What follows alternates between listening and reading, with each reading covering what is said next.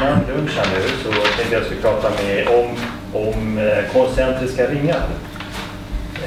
Spår är ju koncentriska ringar.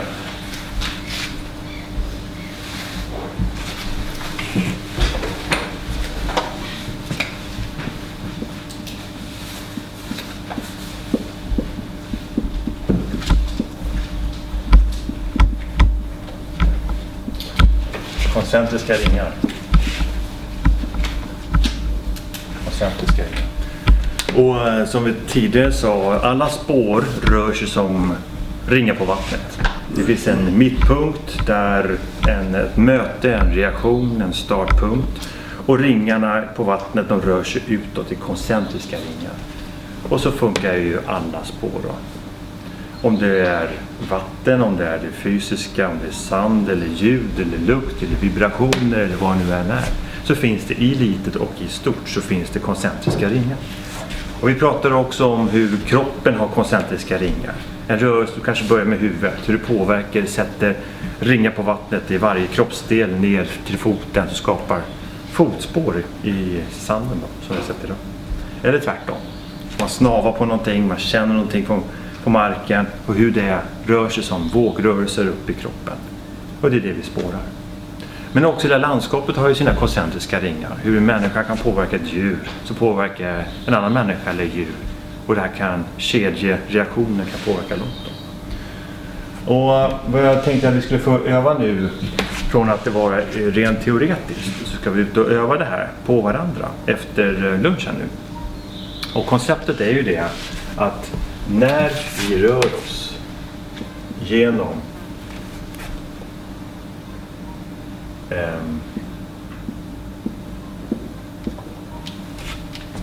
genom naturen, genom stan eller vad det nu är, så skapar vi koncentriska ringar, påverkan. Som påverkar fåglar till exempel, som varnar eller blir tysta. Som därmed också påverkar andra fåglar. Påverkar kanske andra djur.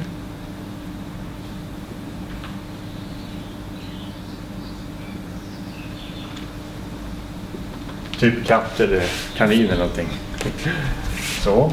Så påverkar kanske en ytterligare människa. Om det är människa, djur eller någonting annat, det spelar ingen roll. Men bara att ni förstår att vi alla påverkar varandra hela tiden. Så den här människan kan upptäcka en annan människa på långa avstånd för att den förnimmer, ser rörelsereaktioner av kaninen, fågeln, människan. Och det går ju åt båda hållen. Det går båda hållen.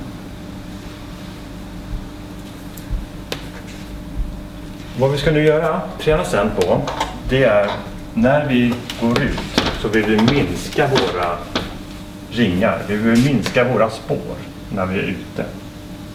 Vi vill minimera våra spår till dit. Men vi vill öka vår medvetenhet. Vi vill öka vår medvetenhet. Vår observationskunskap, vårt lyssnande, vårt seende, vår känsla, vår närvaro. Långt utöver vår koncentriska ring. För vi vill nämligen upptäcka fågeln innan den upptäcker oss. Vi vill skapa mindre spår. Så att gå tyst, vara tyst, gå försiktigt, inte vara ett hot i vår omgivning som triggar de här djuren, triggar människor. Att smälta, att vara mycket mera i balans. Att minska spåren, öka vår egen medvetenhet. Ofta ser vi tvärtom. Ofta går vi ut i naturen och sen letar vi och vi har stora spår med liten medvetenhet. Vilket gör ju att det alarmerar fåglarna och vi upptäcker så här: wow, det finns inga djur här ute. Nej, det är klart. Vi har ju redan skrämt dem till tystnad. De håller sig gömda. Så i det här konceptet då är att se mig själv, inte synas. Att se mig själv, inte synas. Den koncentriska ringen, spåret i kroppen här. Man tänker människan här som skapar koncentriska ringar. Börjar ju bara inte liksom i kroppen i stort, utan den börjar ju kanske med en tanke, med en känsla.